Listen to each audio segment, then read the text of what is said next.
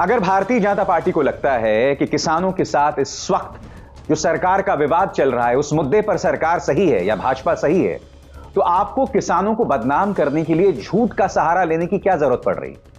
आखिर क्यों भारतीय जनता पार्टी के नेता खुद किसानों के खिलाफ झूठ फैलाने में शामिल हैं, दुष्प्रचार करने में शामिल हैं?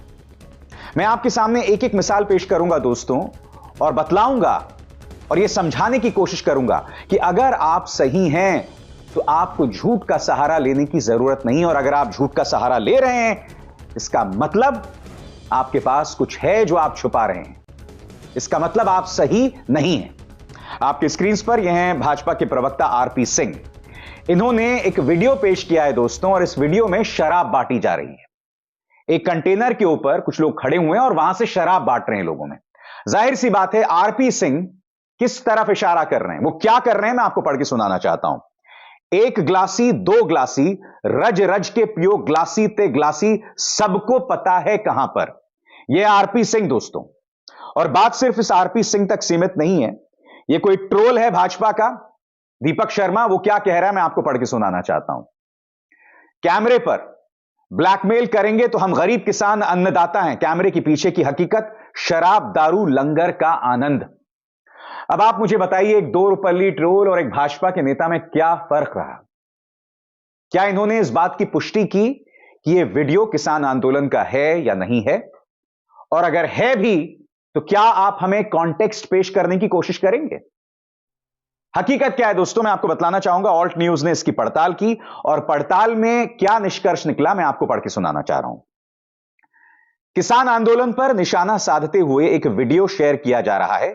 शराब बांटते हुए दिख रहे लोगों का यह वीडियो असल में एक बाबा रोडे शाह दरगाह का है, जहां काफी समय से शराब चढ़ाने की परंपरा है। इनका किसान आंदोलन से कोई लेना देना नहीं है। फिर दोहरा दूं, यह वीडियो असल में एक बाबा रोडे शाह दरगाह का है, जहां काफी समय से शराब चढ़ाने की परंपरा है। बाबा रोडे शाह दरगाह, यह वो मौका है कि आरपी सिंह ने या जो भाजपा के तमाम ट्रोल्स हैं जो इस वीडियो को वायरल कर रहे हैं, हमारे किसानों को बदनाम कर रहे हैं, क्या उन्होंने यह हकीकत पेश की? मैं फिर आपसे पूछना चाहता हूं, अगर आपको लगता है आप सही हैं तो आपको झूठ का सहारा लेने की क्या जरूरत है, बताइए। मैं फिर पूछ रहा हूं, इस मंच पर आपने एक बात पर गौर किया होगा, मैंने कभी भी किसानों की जो मांग है कि भाई सभी फसलों पर एमएसपी मिले, लीगल गारंटी मिले, इसको लेकर कभी बहस नहीं छेड़ी है। मैं इस मंच पर सिर्फ किसानों की आवाजों को आप तक पहुंचाता हूं। मेरा यह मानना है कि अगर आंदोलन शांतिपूर्ण है और सत्याग्रह के पैमानों पर किया गया है तो आपको आंदोलन करने का अधिकार है, चाहे वो किसान हो, चाहे विद्यार्थी हो, चाहे शाहीन बाग हो। आपकी मांग क्या है उससे जरूरी नहीं कि मैं इत्तेफाक रखूं, मगर हां, आपको आंदोलन करने का अधिकार है। मैं आपको एक और घटना याद दिलाना चाहूंगा। कुछ दिनों पहले मैंने देखा था, टीवी9 का एक रिपोर्टर था, वो बाकायदा एक कूड़े के डब्बे के पास चला गया था जहां किसान आंदोलन हो रहा था, और वहां से वो शराब की बोतल निकाल के कह रहा था कि देखो कितनी शॉकिंग बात है, किसान आंदोलन से शराब की बोतल्स निकल रही हैं, किसान शराब पी रहे हैं, इस तरह की बातें हो रही। सबसे पहली बात, मैं एक बात समझना चाहता हूं, क्या शराब पीकर किसान लोगों से बदतमीजी कर रहे थे, वहां से गुजर रही महिलाओं के साथ बदतमीजी कर रहे थे? क्या इस पत्रकार ने बताने की कोशिश की कि इन किसानों ने शराब कब पी होगी? क्या यह पत्रकार ये दावे के साथ कह सकता है कि पत्रकार शराब नहीं पीते? आज मैं आपके सामने कुछ चीजें रखना चाहूंगा। आपको याद है जब जनरल बिपिन रावत का निधन हुआ था एक एक्सीडेंट में, तब वो कौन पत्रकार था जो बैठ गया था चैनल पर पेन किलर के नशे में धुत? कौन था वो काक भुषंडी पत्रकार?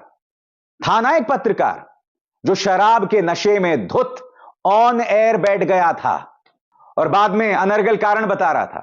तो कौन था वो पेन किलर पत्रकार? मैंने 25 साल टेलीविजन में काम किया है दोस्तों, और मैंने अपनी आंखों के सामने पत्रकारों को शराब के नशे में धुत दफ्तर में प्रवेश करते देखा है। फिल्म सिटी नोएडा में तमाम न्यूज चैनल्स मौजूद हैं। आप जाइए वीकेंड्स पर, गाड़ियों के ऊपर शराब की बोतलें रखकर लोग वहां शराब पीते हैं। इनमें कई पत्रकार हैं। पत्रकार नशे में धुत होके अपना किस तरह से मजाक उड़वाते हैं, इसकी ढेरों मिसालें हैं। तो कृपया यह ज्ञान सिर्फ हमारे किसानों को ना दें। अपने गिरेबान में झांके। शराब के नशे में आउट ऑफ कंट्रोल पत्रकार कैसे होते हैं यह सब जानते हैं। यह वो पेन किलर पत्रकार भी जानता है। जी हां, वो पत्रकार भी जानता है जिसे मैंने कई साल, जिनके साथ मैंने काम किया है और मैंने इन्हें देखा है शराब के नशे में धुत ये दफ्तर में प्रवेश करते हैं, और तुम किसानों पर यह तोहमत मढ़ रहे हो कि वो शराब के नशे में धुत यह आंदोलन कर रहे हैं। दोस्तों, एक झूठ हो तो मैं बताऊं आपके सामने, एक और मिसाल मैं आपके सामने पेश करना चाहता हूं।